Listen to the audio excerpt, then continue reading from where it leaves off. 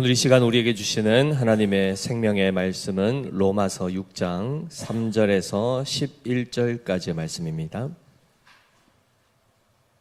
신약 성경 247페이지 로마서 6장 3절에서 11절까지의 말씀.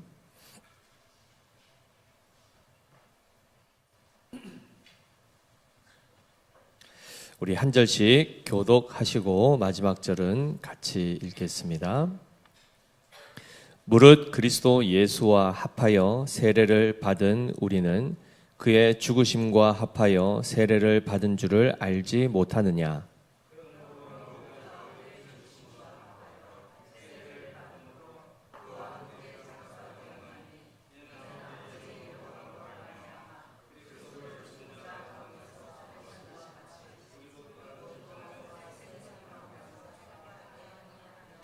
만일 우리가 그의 죽으심과 같은 모양으로 연합한 자가 되었으면 또한 그의 부활과 같은 모양으로 연합한 자도 되리라.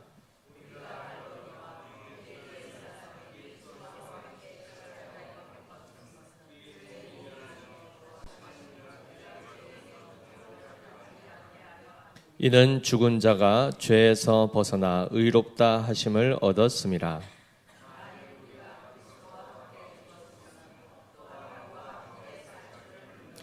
이는 그리스도께서 죽은 자 가운데서 살아나셨음에 다시 죽지 아니하시고 사망이 다시 그를 주장하지 못할 줄을 알미로라.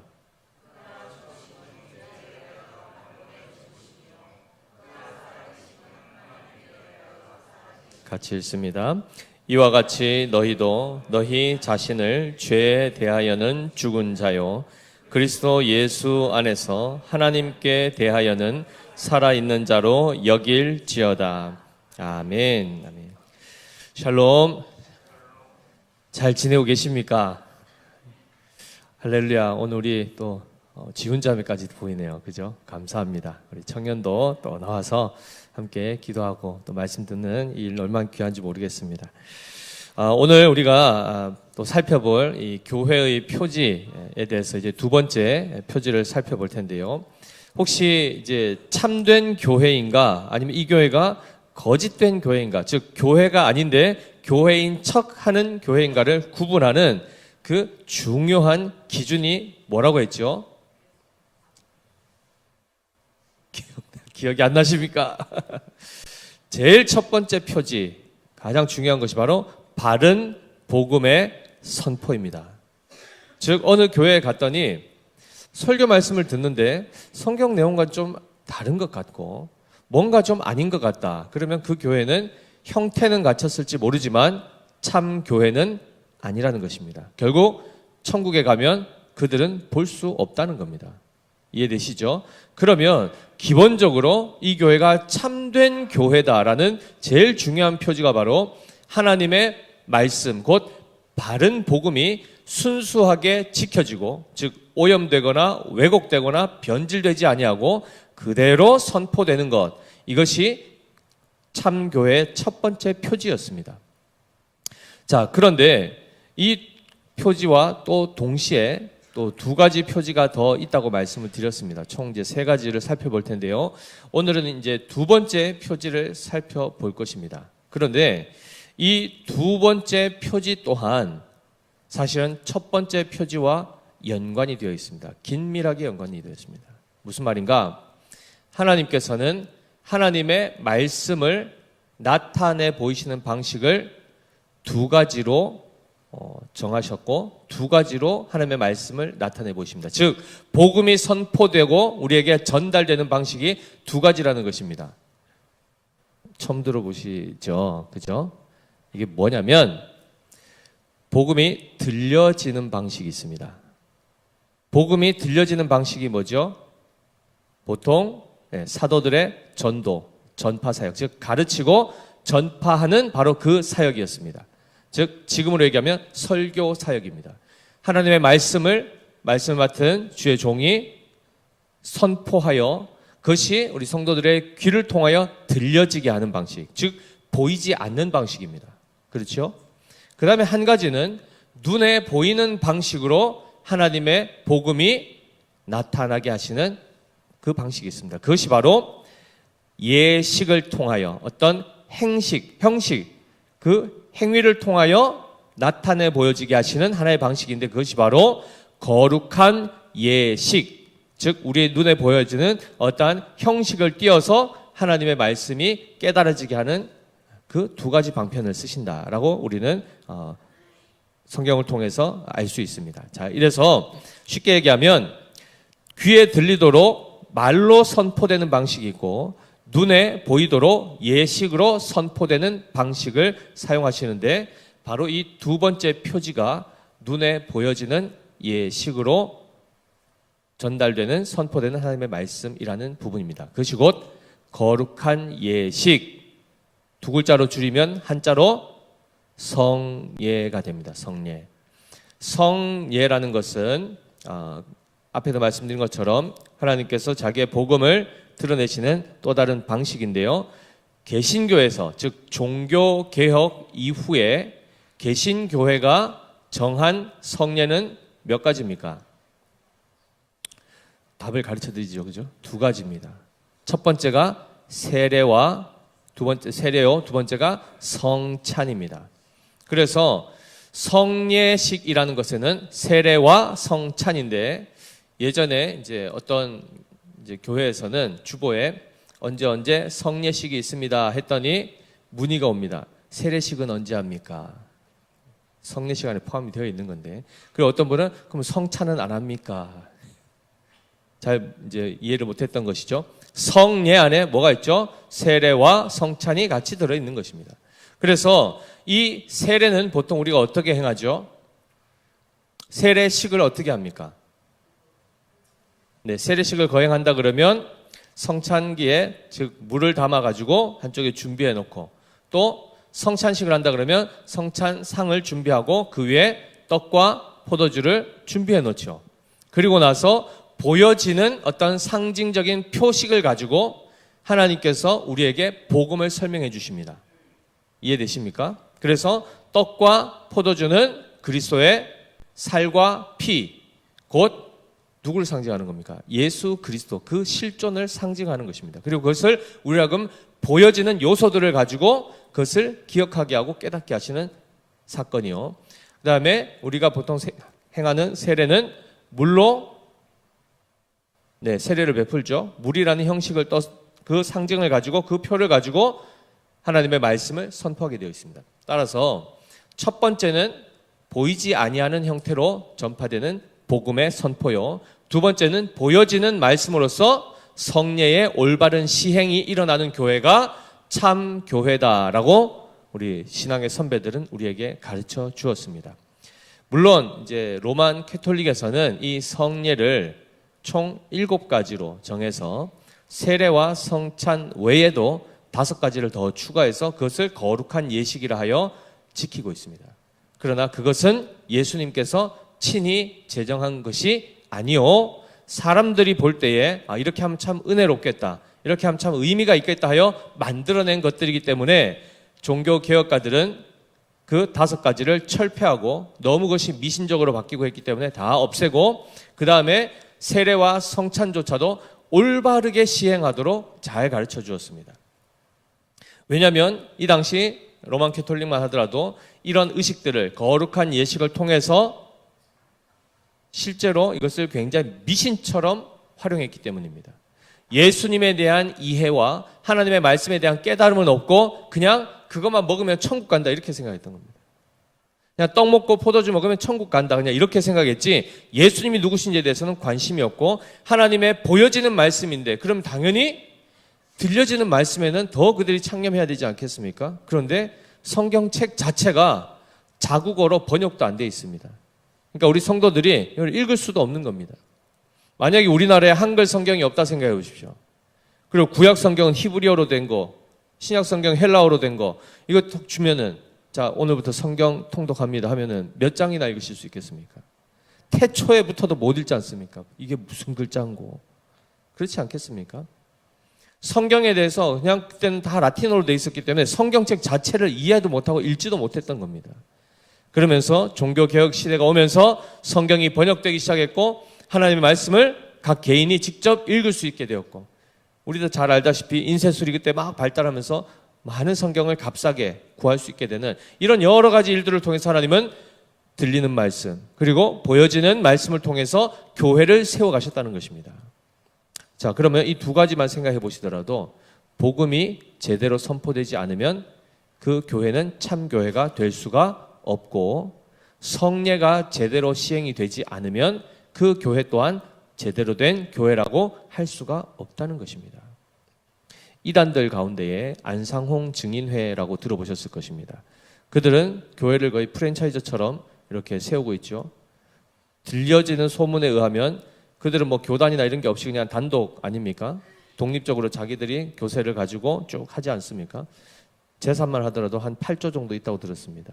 예, 엄청나겠죠. 그러니까 지역마다 가장 비싼 땅들, 가장 좋은 건물들 다 자기들이 취해가지고 엄청나게 구제사역하고 젊은 분들한테 무상으로 뭐 많이 제공합니다. 그래서 막 붕 일어나는데 그들이 세례를 베풀 때 어떻게 베푸는지 아십니까? 성부와 성자와 안상홍 성령 하나님의 이름으로 세례를 베풉니다. 우리는 웃지요. 그들은 진지합니다. 뭐라고 질문하는지 아십니까? 성부와 성자와 성령의 이름으로 세례를 베풀라. 이게 어디 나와 있는 말씀입니까? 마태복음 28장 19절 말씀 아닙니까? 거기 보면 그러므로 너희는 가서 모든 민족을 제자로 삼아 아버지와 아들과 성령의 이름으로 세례를 베풀고 라고 하는 그 말씀 앞에 그걸 딱 붙들고 기성교회 성도들에게 이렇게 묻습니다. 성부의 이름은 뭡니까? 성부 하나님의 이름은 뭐죠? 하면은 또 대답을 하시죠. 그죠? 여호와. 그렇습니다. 성자 하나님의 이름은 뭡니까? 하면 예수. 잘하셨습니다. 자, 성령 하나님의 이름은 뭡니까? 하면 뭐죠? 성령 하나님의 이름. 성령을 보내시면서 이름을 주셨습니까? 아들을 낳으리니 예수라 하라 하셨고, 출애굽기 3장에서는 하나님이 모세 앞에서 자기를 계시할 때 자기 이름을 여호와로 또 소개도 하셨고, 그렇죠. 성령 하나님은요? 잘 모르시겠죠. 보혜사라고 하는데 또 다른 보혜사, 보혜사라는 것은 역할이죠. 그죠? 돕는 자, 함께 옆에서 걸어가는 자, 이런 뜻인데 또 다른 보혜사를 했으니까 예수님도 그 역할로 보면 보혜사 역할을 하신 겁니다. 그럼 성령은 도대체 성령 이름이 뭡니까? 하면 뭐라고 합니까? 우리는 막 하다가 뭐 이것저것 얘기하다가 잘 모르겠는데요. 그러죠. 그럼 그들은 안상홍 이렇게 하는 겁니다. 그래서 성부 여호와의 이름, 성자 예수님의 이름, 그 다음에 안상홍 하나님의 이름으로 세례를 실제로 베풉니다. 천국 갑니까? 지옥 갑니까? 지옥 갑니다. 세례를 베풀었다 해서 그 교회가 참 교회가 아니고, 제대로 세례가 베풀어지지 않으면, 즉 성부와 성자와 성령의 이름으로 베풀어지지 않으면 불가능한 겁니다. 자, 그럼 잘 보십시오. 질문을 이제 하셔야죠. 그럼 우리 성령 이름이 뭡니까? 라고 저한테 질문하셔야 되지 않겠습니까? 뭘까요? 잘 보십시오. 여기서 이름이라는 것은 존재 자체를 얘기합니다. 성부 하나님에 대한 이름이 여호와 하나밖에 없습니까? 엘로힘도 있었지 않습니까? 그렇죠? 여호와 라파도 있고 뭐 많지 않습니까? 그 존재 자체의 어떤 하나의 특정 이름을 얘기하는 것이 아니라, 예수라는 이름조차도 뭡니까? 원래는 성자 하나님이시고 성육신 하셨을 때 붙여진 이름 아닙니까? 그럼 그의 실존은 뭡니까? 하나님의 아들이십니다. 하나님의 아들. 거룩하신 하나님의 유일하신 독생자 아들이신 것이 그분의 실존인 것이지, 명칭이라는 어떤 이름 자체에 핵심이 있는 것이 아닙니다. 그래서 성부와 성자와 성령을 언급하는 것은 곧 삼위일체 하나님의 이름으로, 그분의 그 권한으로, 주권으로 하나님의 자녀가 되었음을 선포하는 것이요, 그에게 세례를 베풀어 그로 하여금 거듭나게 하시는 역사가 나타나는 것을 말하는 것입니다. 이해되시죠? 자, 그런 차원에서 세례라는 형식을 갖추었다 해서 그 교회가 참 교회가 아니고, 세례를 제대로 베푸는, 시행하는 교회가 참된 교회요. 그 가운데 또한 성례에는 뭐가 있다 했죠? 하나가 더, 성찬이 있다 했습니다. 성찬조차도 예수님에 대한 신앙 고백이 없이 여전히 죄 가운데 있는 상태에서 그거 먹고 마시면 됩니까? 안 됩니까? 함부로 안 된다고 했습니다. 그런데 새신자가 와가지고 앉아서 먹으니까 저도 주세요 이래가지고 막 먹으면 될까요? 안 되겠죠. 그때 또 잘 가르쳐야 되지 않겠습니까? 이렇듯 이 모든 것들을 우리가 성경의 원리대로 예수님께서 제정해 주셔서 그것을 잘 사용함으로 참된 교회의 교회됨을 드러내도록 하나님이 이것을 제정해 주셨다는 것입니다. 자, 그러한 차원에서 오늘은 이 성례 중에서 먼저 세례를 살펴보려고 합니다. 죄송한데 뒤에 춥지 않으시면 히터 좀 꺼주십시오. 자, 사도행전 2장 38절에 보시면 베드로가 이르되 너희가 회개하여 각각 예수 그리스도의 이름으로 세례를 받고 죄 사함을 받으라. 그리하면 성령의 선물을 받으리니라고 되어 있습니다. 자, 회개하고 그 다음에 어떻게 하라고요? 예수 그리스도의 이름으로 세례를 받고 그리고 죄 사함을 받으면 성령을 선물로 얻게 된다라고 얘기합니다. 자, 이것은 곧 누구를 두고 얘기하는 겁니까?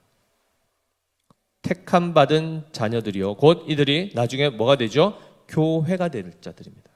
즉, 교회는 반드시 각 개인이 어떻게 해야 되죠? 회개를 해야 되고 그리고 예수 그리스도의 이름으로 세례를 받아야 되고, 즉 예수 그리스도의 이름으로 세례를 받는다는 얘기는 곧 핵심적으로는 성령으로 세례를 받는 것입니다. 거듭난다는 뜻입니다. 자, 그리고 나서 어떻게 하죠? 죄 용서함을 받고 그 다음에 성령 충만한 삶을 살아가는 그러한 존재가 되는 것을 말합니다. 그들을 두고 성도요, 교회요, 하나님의 백성, 하나님의 자녀다 이렇게 얘기하는 것이죠. 자, 그래서 세례가 반드시 필요합니까? 안 합니까? 필요합니다. 그리고 아까 마태복음 28장 19절에서도 예수님께 친히 명령하여 제정하셨습니다. 너희는 가서 모든 민족을 제자로 삼아 아버지와 아들과 성령의 이름으로 세례를 베풀고 라고 명령하셨습니다. 그렇기 때문에 반드시 참된 교회는 바로 이 세례에 대한 부분을 잘 다루어야 될 것입니다.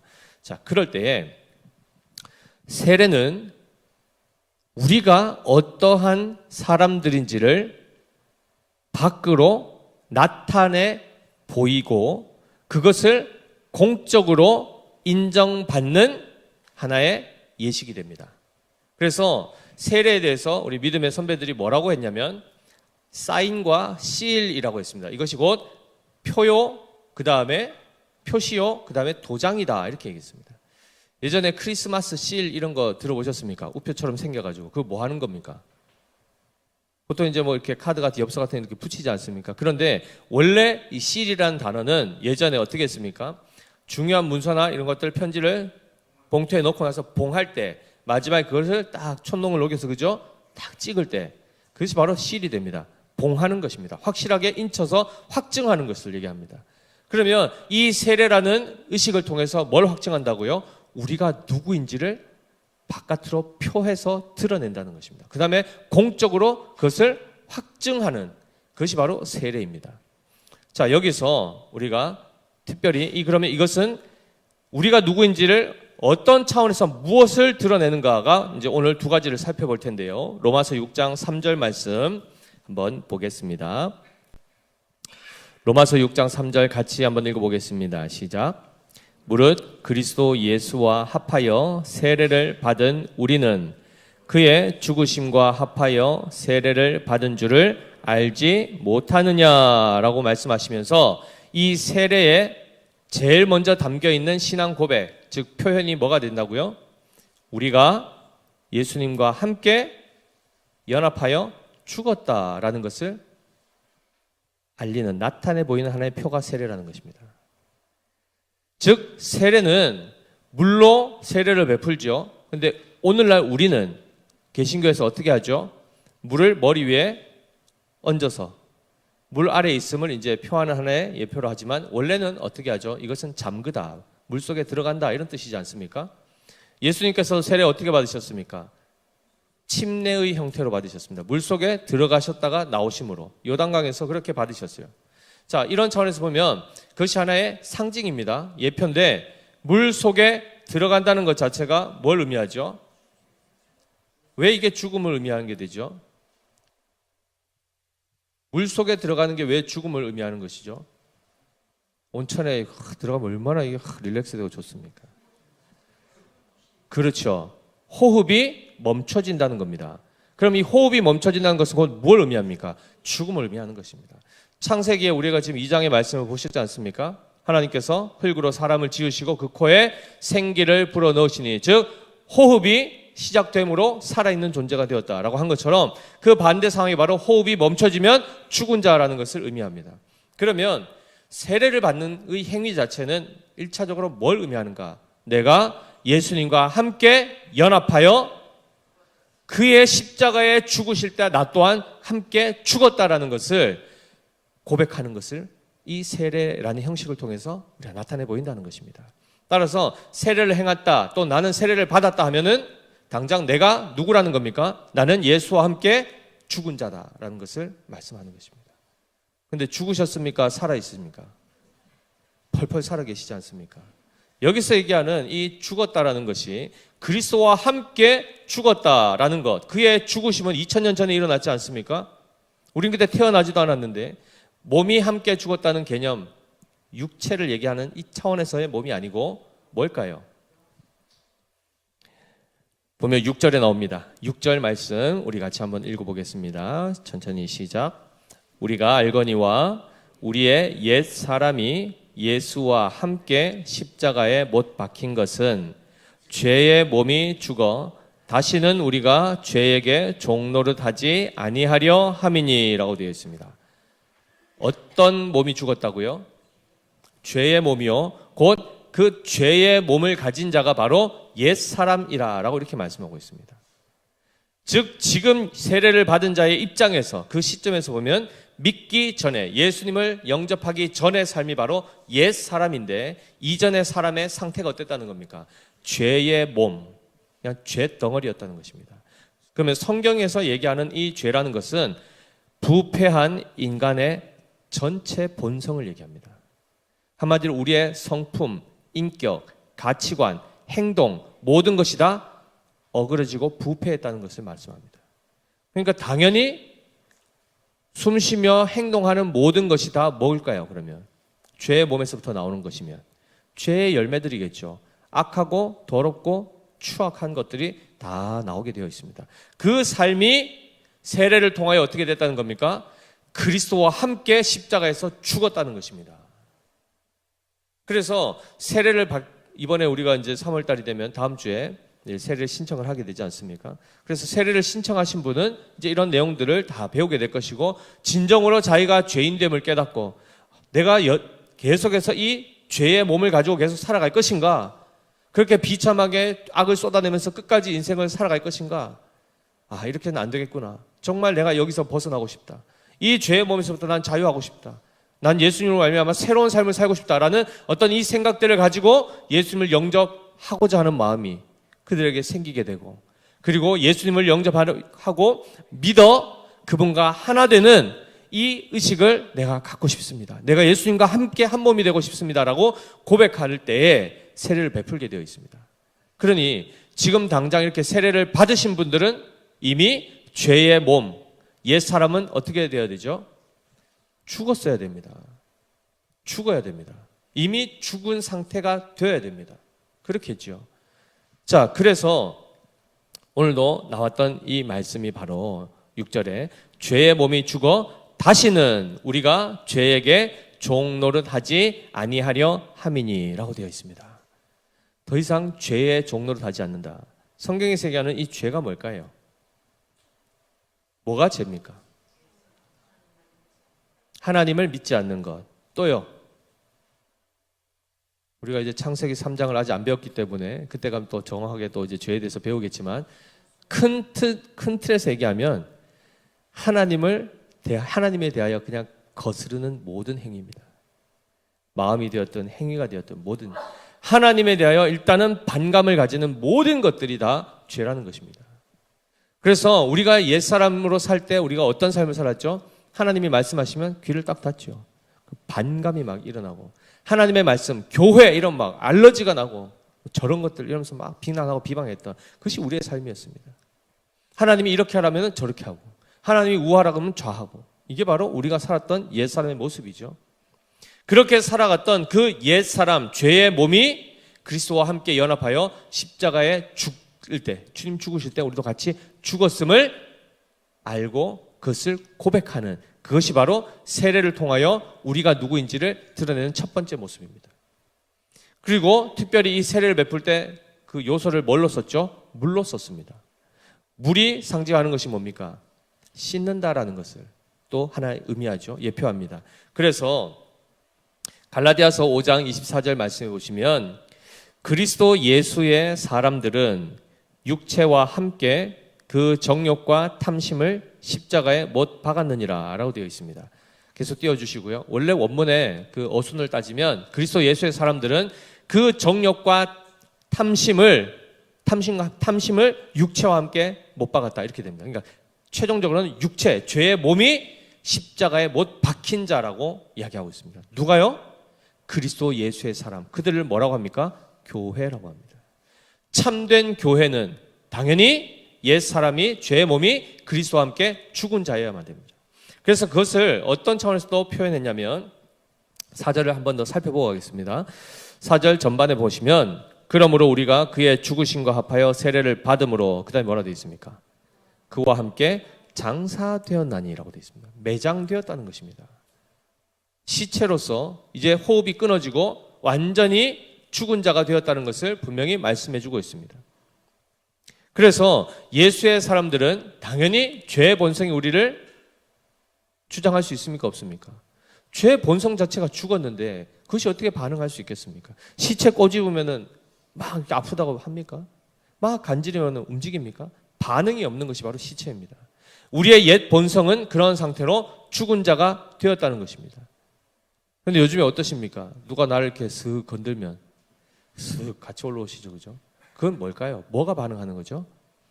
옛사람, 우리의 죄의 몸, 그 죄된 본성이 다시금 자극을 받는 것입니다. 그럼 이상하지 않습니까? 아니 죽었다 했는데 왜 이게 여전히 나한테서 작용할까? 왜일까요? 그리스도께서 실제로 십자가에 죽으실 때 우리는 어디 있었습니까? 우리는 어디 있었습니까? 예수님 십자가에 못 박히실 때 우리는 어디 있었습니까? 태어나지도 않았지 않습니까? 그때 우리는 없었지 않습니까? 그런데 신기하게도 그리스도께서 그때 죽으실 때 그 죽으심을 이후에 태어날 그 존재들, 이후에 생겨질 교회들에게 성령을 통하여 적용시켜 주십니다. 적용시켜 주십니다. 그게 뭐냐면 실제적으로 우리의 몸은 그때 있지 않았지만 지금 예수님께서 성령을 통하여 마치 내가 그때 함께 있었던 것처럼 우리에게 그 효력을 그대로 적용시키신다는 겁니다. 무슨 말인가? 날마다 우리의 죄된 본성을 성령께서 십자가에 못 박게 하신다는 것입니다. 서서히 우리의 죄의 몸을 죽이신다는 겁니다. 그리고 나서 언제 이게 마무리가 될까요? 언제 완전히 죽을까요? 우리의 죄의 몸을 벗을 때, 우리의 육체의 호흡이 끊어질 때 비로소 이 죄의 몸이 완전하게 벗어지고 그 다음에 어떻게 되죠? 부활의 몸을 기다리고 있다가 주님 다시 오실 때 부활의 몸을 입게 되어 완전한 사람이 되는 것입니다. 따라서 지금은 아직 우리의 이 본성이 남아있습니까? 안 남아있습니까? 자꾸 우리 안에 있죠. 죄의 몸을 아직 우리가 입고 있지 않습니까? 그래서 그것을 충동질을 받습니다. 그래서 성경은 그것에 대해서 뭐라고 얘기하죠? 오늘 나왔지 않습니까? 11절 말씀 한번 보겠습니다. 11절 말씀 같이 읽어보겠습니다. 시작. 이와 같이 너희도 너희 자신을 죄에 대하여는 죽은 자요 그리스도 예수 안에서 하나님께 대하여는 살아있는 자로 여길지어다 이렇게 했습니다. 여길지어다. 그러니까 아직 다 이것이 완성된 것은 아니지만 그런 원리를 가지고 하루하루를 살아가라는 것입니다. 이해되십니까? 하나님은 최종적으로 우리에게서 죄의 본성을 다 제거하시려고 하실 겁니다. 그러면 오늘 내 안에서 이 일들이 이 죄의 본성이 막 움직이려고 할 때, 활동하려 할 때 우리는 어떻게 해야 된다는 겁니까? 그 옛사람을 십자가에 못 박으라는 것입니다. 그리고 그것에 영향을 받지 말라고 말씀하고 계시는 겁니다. 이미 나는 죽은 자라는 것을 세례를 통하여 이미 모든 성도들 앞에서 공포했고 확증받았지 않습니까? 그러면 그렇게 살아가라라고 말씀하신 겁니다. 그래서 바로 이 죄의 부분에 있어서 아까 물로 다시 연결해서 보면 물 속에 들어감이 우리의 옛 사람이 호흡이 끊어져 죽은 것으로 얘기했으며 동시에 그 죄로 인해서 얼룩진 모든 것들이 물로 인하여 씻겨지듯이 예수 그리스도의 십자가의 죽으심으로 흘리신 그 피로 말미암아 우리가 정결케 되었다는 것을 또한 알려주는 것입니다. 그래서 더 이상 죄가 우리를 위협할 수 있습니까? 없습니까? 없다는 것입니다. 그래서 놀랍게도 예수님께서는 어떻게 이 부분을 다루셨냐면 단번에 이 10절입니다. 그가 죽으심은 죄에 대하여 단번에 죽으심이요 그가 살아계심은 하나님께 대하여 살아계심이니 하여 죄에 대하여서 죽으심이 어떻게 죽어졌다고요? 단번에 죽어졌다는 것은 완전히 종결된 사건이라는 것입니다. 그리스도의 그 죽으심이 또 죽어야 될 부분이 아니고 여전히 뭔가 남아있어서 다시 죽어야 될 부분이 아니라 완전히 죽어주심으로 인해서 우리의 죄의 부분도 어떻게 된다는 겁니까? 최종적으로 완전하게 죽임을 당할 것을 말씀하고 있습니다. 따라서 이 부분이 완전하게 우리 안에서 이 죄의 본성의 부분이 다루어지게 되면 우리는 이제 죄로 인한 죄의 형벌에 대한 두려움에서부터 자유할 수 있습니다. 혹시 죽음에 대해서 여전히 공포 가운데 있으십니까? 그럴 수 있습니다. 그럴 수 있는데 그렇게 느끼는, 즉 죽음이라는 어떤 위협 가운데서 내가 공포감을 느낀다는 것은 엄밀히 얘기하면 그리스도인에게 있어서는 그의 죄의 본성, 옛사람이 느끼는 감각입니다. 이해되십니까? 왜냐하면 우리는 더 이상 사망이 우리를 주장할 수 있습니까? 없습니까? 없지요. 여기서 얘기하는 사망이라는 것은 둘째 사망까지 포함된 사망을 얘기하는 것입니다. 우리의 영혼이 지옥에 던져지는 것, 거기에 대해서 우리는 두려워할 필요가 없습니다. 육체의 죽음은 모든 인류가 아담의 범죄 이후로 결국 지불해야 될 값입니다. 우리에게 있어서는 마땅히 더러워진 옷을 버리듯이 미련 없이 버리는 상황이겠죠. 그러나 그 죽음 앞에 우리는 두려워할 것이 없는 것이 영원한 생명과 부활이 우리에게 약속되어 있지 않습니까? 그래서 우리의 생사를 누가 주관하고 계십니까? 하나님이십니다. 호흡을 누가 주셨죠? 첫사람에게 하나님이 주셨고 그 호흡이 유지되도록 누가 하셨습니까? 하나님이 하셨고 그 호흡을 멈추게 하신 분이 하나님이십니다. 우리에게 적용하면 어떻게 되죠?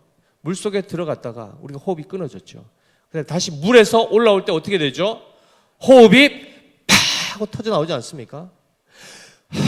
하고 그 첫 호흡이 바로 부활 생명으로 살아가는 새 생명의 호흡입니다.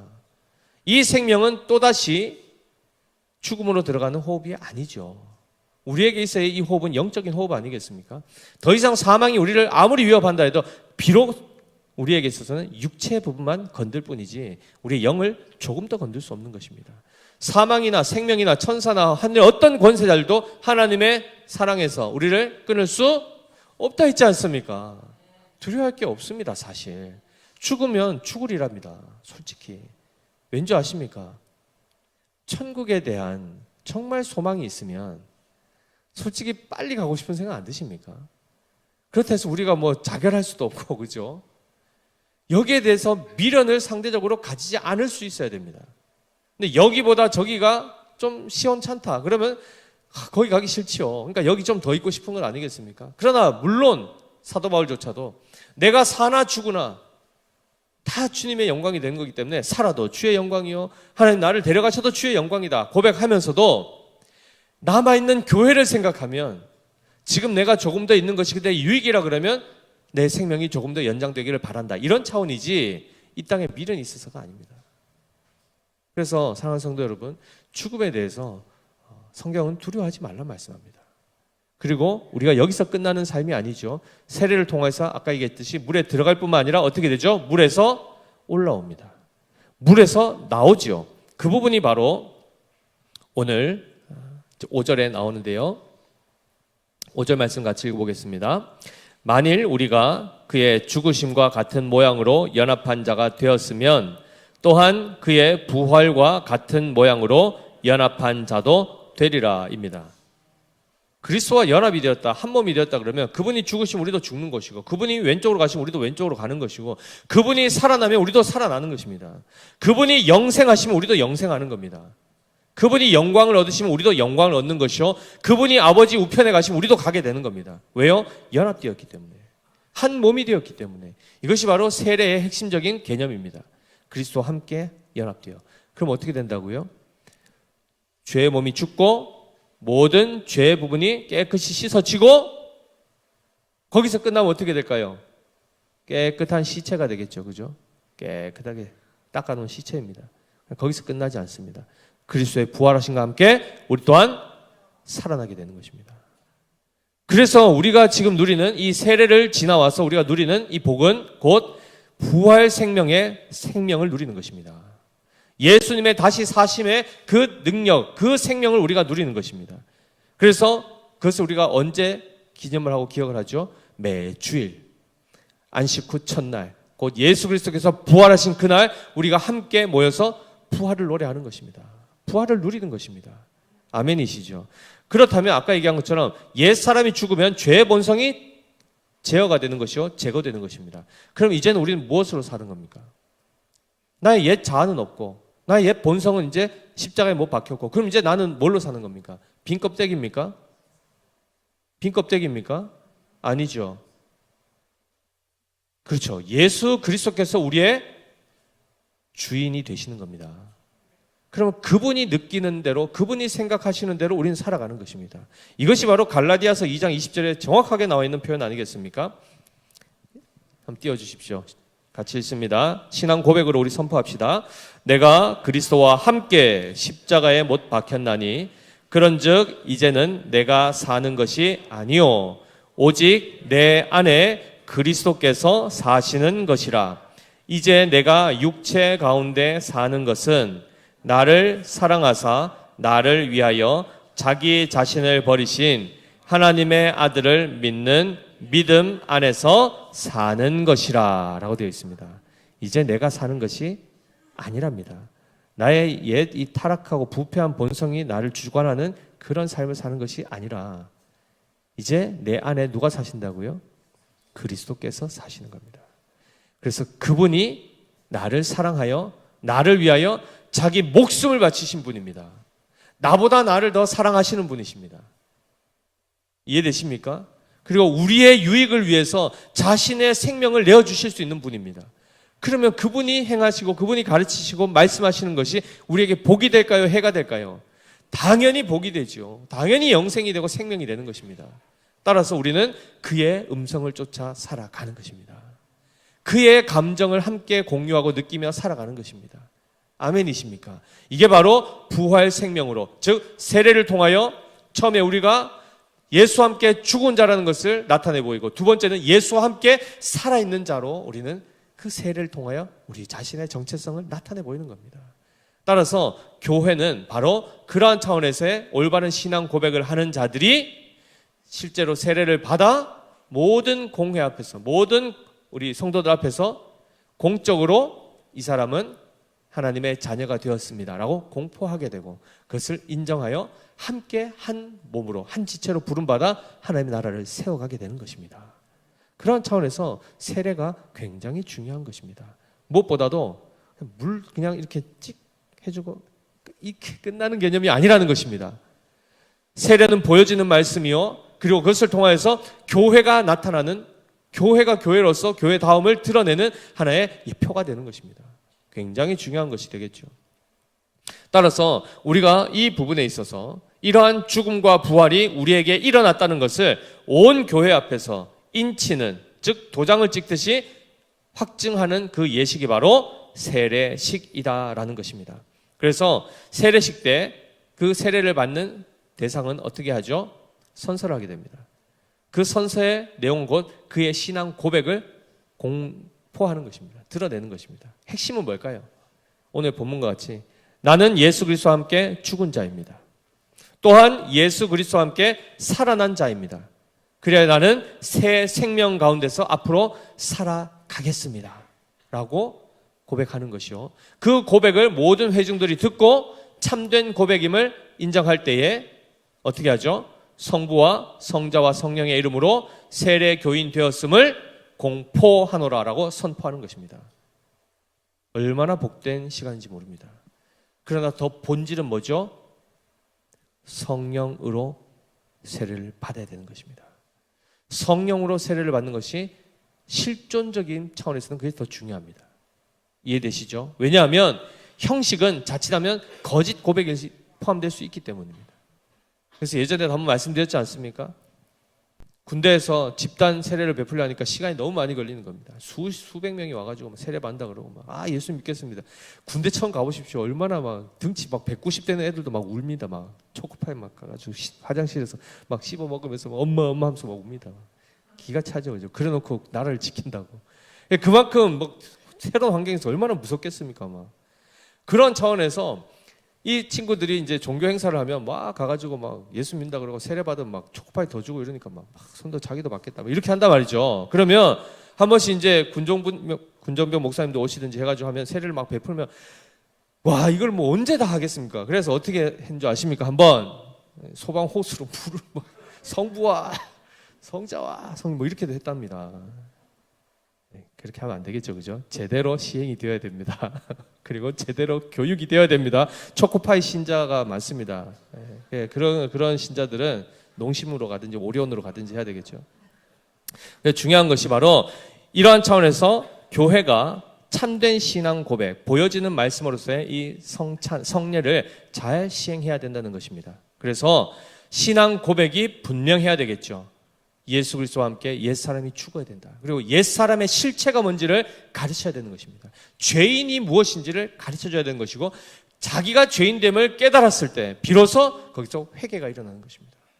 애통해하는 것이고 어찌할꼬 그럴 때 바로 예수 그리스도로 그 이름을 힘입어 세례를 받고 죄사함을 얻고 성령의 충만함을 받는 바로 이 부활 생명을 누리게 되는 이것이 바로 복음이 나타났을 때 성령께서 역사하심으로 구원의 역사가 일어나고 교회가 세워지는 원리입니다. 우리가 다 지금 그 은혜로 이 자리에 와 있습니다. 아멘이십니까?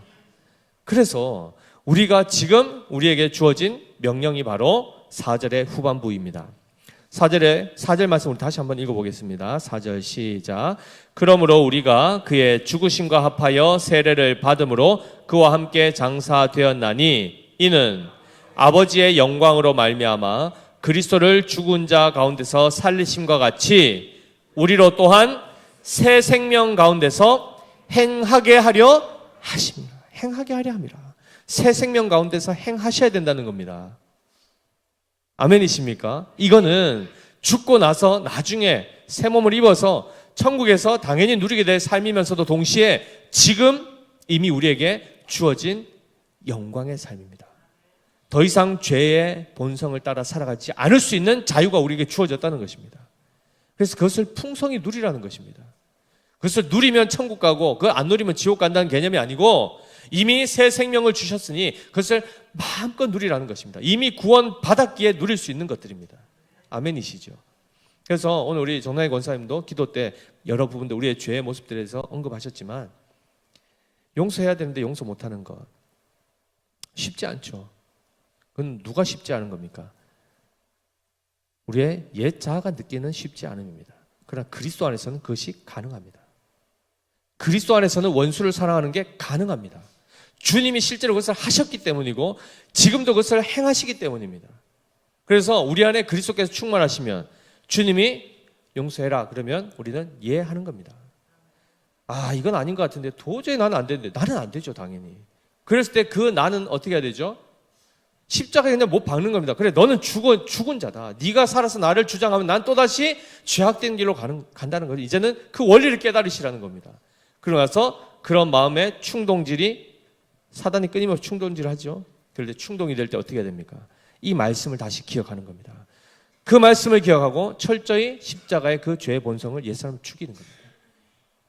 그래서 사도 바울도 그 고백을 많이 했지 않습니까? 나는 날마다 죽노라 라고 말한 겁니다. 왜일까요? 날마다 죽으려면 날마다 또 살아야 되죠. 죽여놓으니까 또 살아나고 죽이니까 또 살아나고 이 일들을 반복하는 겁니다. 그러나 반복할수록 나중에 어떻게 되죠? 죄에 대해서는 죄를 거부하는 것이 훨씬 수월해지고 의를 행하는 것이 기쁨으로 그것이 되는 그 삶으로 나아가는 것입니다. 이것이 바로 성화되는 삶입니다. 어떤 삶을 사시겠습니까? 죄의 몸을 따라 살지 마십시오. 그것은 결코 선을 이루지도 못하고 하나님 주신 그 부활 생명을 가지고 살아가는 삶의 모습이 아닙니다. 따라서 오늘 말씀을 잘 기억하셔서 이미 세례받은 우리조차도 다시 한번 이 삶을, 이 원리를 다시 기억하셔서 죄의 몸을 벗고 새 생명 가운데 그리스도께서 우리의 주인 되셔서 그분이 말씀하시는 명령을 따라 살아가는 참된 교회가 되시기를 예수님의 이름으로 축복합니다. 기도하겠습니다. 하나님 아버지, 옛사람이요 죄의 몸이요 생각하는 것에서 행하는 모든 행위까지도 하나님을 대적하고 거스르며 끊임없이 사망의 길과 흑암과 어둠의 길로 갔던 우리였습니다. 그러나 세례를 통하여 그리스도와 함께 옛사람이 죽게 하시고 또 세례를 통하여 그리스도와 함께 부활 생명으로 살아나게 하신 그 은혜를 감사합니다. 우리로 참 교회로 부르셨고 참 교회가 되게 하셨고 새 생명 가운데서 행할 수 있는 자가 되게 하셨습니다. 더 이상 죄의 몸이 우리를 주관하지 못하게 하여 주시옵시고 이 죄의 몸은, 이 육신은 우리가 철저하게 그 정욕과 탐심과 함께 십자가에 날마다 못 박게 하여 주시옵시고 오직 예수 그리스도께서 내 안에 살아계셔서 그 주님이 말씀하시는 대로, 그 주님이 인도하시는 대로 순종하며 살아가는 참된 그리스도인이 되게 하여 주시옵소서. 그래야 우리 믿음의 교회가 그러한 차원에서 바른 교회, 참된 교회의 표지가 바른 복음의 선포요 올바른 성례의 시행이라 하신 이 원리를 따라서 그것을 잘 구현해내므로 정말 이 시대 가운데 진정한 하나님의 나라로 참된 하나님의 몸인 교회로 세움받게 하여 주시옵소서.